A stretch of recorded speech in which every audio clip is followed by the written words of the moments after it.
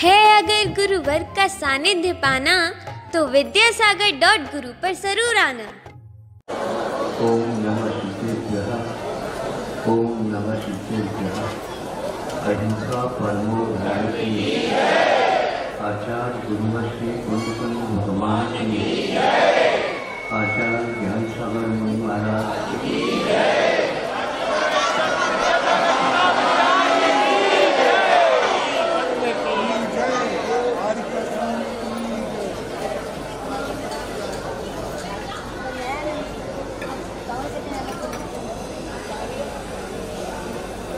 बचपन में जब तक जठराग्नि तेज नहीं होती तब तक बच्चों को घी आदि नहीं दिए जाते। सही है बात है?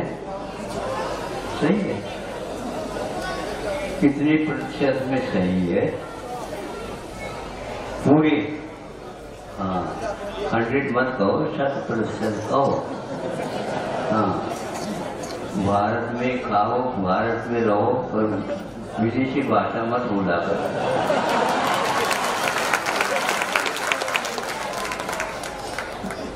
देसी चीज अच्छी लगती है कि विदेशी?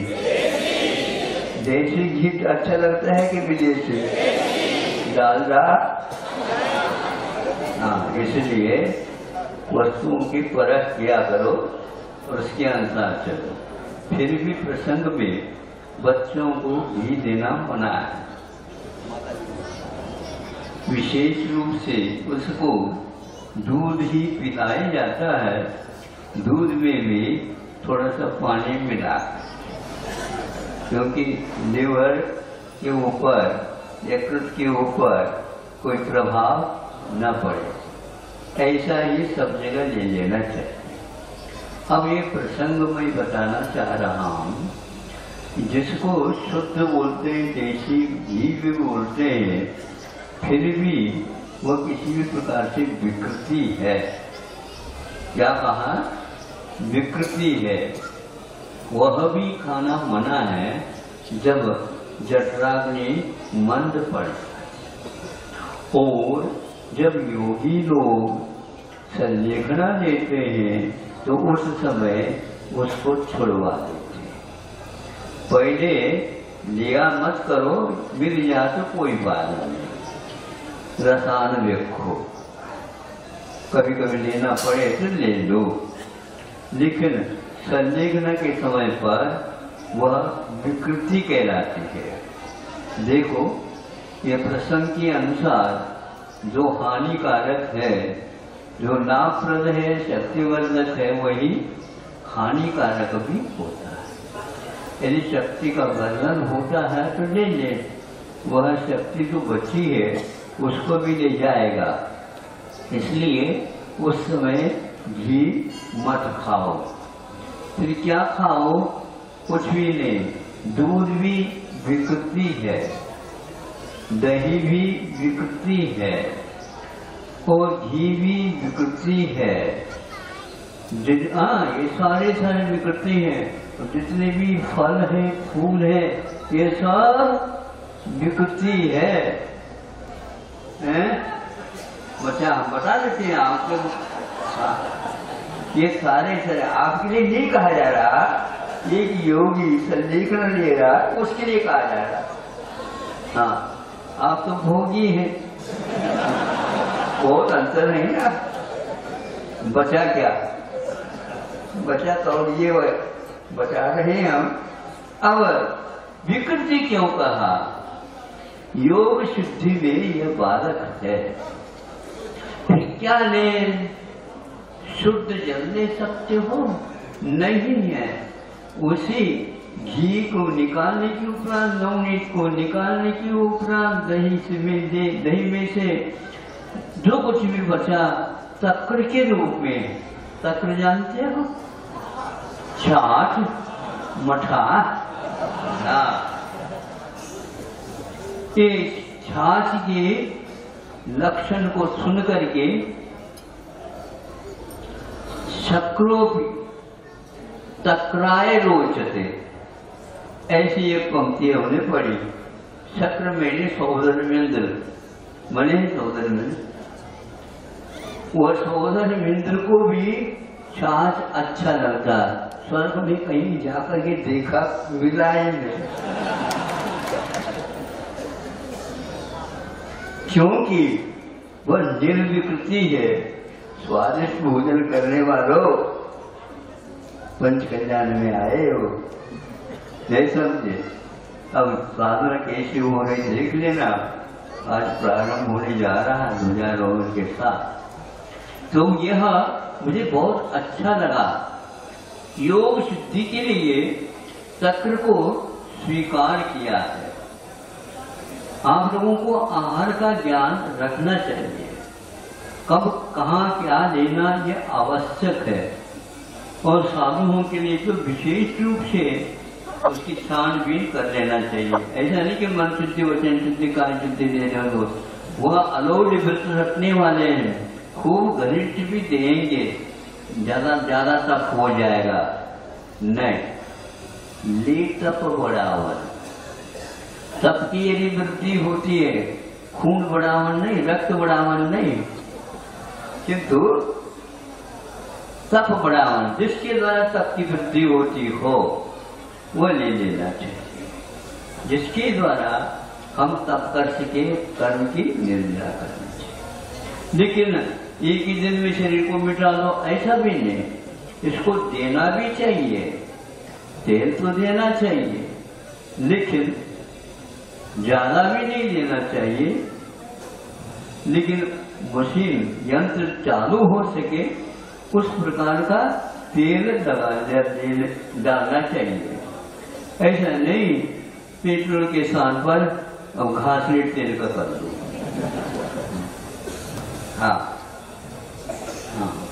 इसलिए कि आपको डालडा तो लेना ही नहीं चाहिए, लेकिन घी को भी संभाल करके ले लेना। और यदि मान लो उतार पर आ गए तो अपने आप ही उसको बंद करते करते करते इस प्रकार निर्विकृति की ओर जाना चाहिए। क्योंकि बीज रागता को प्राप्त करना चाहते हो, राग के विषय से कम अपने आप को ऊपर उठाओ। तो यह बच्चे के लिए भी निषिद्ध कर दिया घी को, और एक योगीराज के लिए भी निषिद्ध कर दिया। और बीमार वगैरह होते हैं उसके लिए आवश्यक हो तो ठीक, नहीं है तो उसको नहीं। विकारों से बचकर के हमारे धर्म की साधना चलती है, चलानी चाहिए। किसी भी प्रकार से विकारों की वृद्धि के साथ हमारा कोई समझौता नहीं होना चाहिए। कोई दूसरा कुछ भी कह दे, लेकिन भैया मैं इसके लिए हस्ताक्षर नहीं कर सकता, मैं इसका समर्थन नहीं कर सकता, इसकी अनुमति भी मैं नहीं कर सकता, जिसके माध्यम से हमारे परिणाम विकृत होते हो, उन विकृतियों से हमें बचाने के लिए समय समय पर आचार्यों ने हम लोगों को उपदेश किया है। तो यह रत्नगण श्रापाचार्य में भी लिखा हुआ है, मूलाचार्य में भी लिखा हुआ है। आचार्य ग्रंथ हमारे आचार को शुद्ध बनाने में, सुरक्षित रखने में कारणभूत होते हैं, और उसी माध्यम से दूसरे को भी प्रेरणा हमारे बताने से ही नहीं, बिना बताए भी ये प्रेरणा मिल जाती है। और वो पूछता है कि आप ऐसे कैसे सामायिक करते हो अच्छे, और हम बैठते ही लुढ़क जाते हैं। तो पेंदी के बिना जो कोई भी लोटा रहेगा तो लुढ़केगा एक से। मिर्जापुर के लोटा जानते हो आप, वो परोसने के काम में आता है, उसको रखेंगे तो गड़बड़ लुढ़क जाएगा। ऐसे ही आप लोगों की स्थिति है, शरीर को रखो तो लुढ़के नहीं समझे, लुढ़काने से भी नहीं लुढ़के तो भुगती है, लुढ़क जाए तो क्या गया, निर्जीव जैसी स्थिति हो गई। तो इसलिए सामायिक करना चाहते हो, तप करना चाहते हो, ध्यान करना चाहते हो, चिंतन करना चाहते हो, मोक्ष मार्ग सामग्री को और बढ़ाना चाहते हो, तो उस समय बहुत सोच समझ करके अपने शरीर को भी व्यवस्थित रखना चाहिए।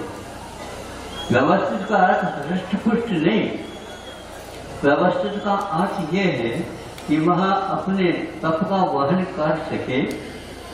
इतना ज्यादा तप करो तो भी गड़बड़ है। एक साथ अष्टांग कर लो और दोबारा भोजन के लिए याद कर दो, ऐसा नहीं, उसको उसी रूप में आप स्वीकार करिए। तो चक्र के पास यह गुण है, भीतर जो कोई भी विकार गया है उसको वह ठीक कर देगा और मन मूत्र इत्यादि का संशोधन करने का, वात पित्त कफ इन तीनों को समान बना देगा। चित्त की विशुद्धि में यह सहायक होता है। इसलिए आचार्यों ने, संतों ने एक बार भोजन के लिए भी छूट रखी है, बल्कि गुण रखा है, एक मूल गुण में आ जाता है, लेकिन दोबारा नहीं कर। तो जो वालों होगा तो दोबारा ले लेगा। आप दोबारा लेते हो क्या? नहीं। आओ, इसका अर्थ क्यों? श्रम करते भी इसलिए आवश्यक है, तो श्रम करता है उसके लिए पौष्टिक भी कुछ पदार्थ आवश्यक है। लेकिन पौष्टिकों की एक मात्रा होती है, सीमा होती है, तो मोल भी होता है। ऐसा नहीं पौष्टिक ही खा लो, पानी मत लो, तो कहा बोलो। भोजन किया ये तो पूछते हो, पानी पिया कोई नहीं पूछता।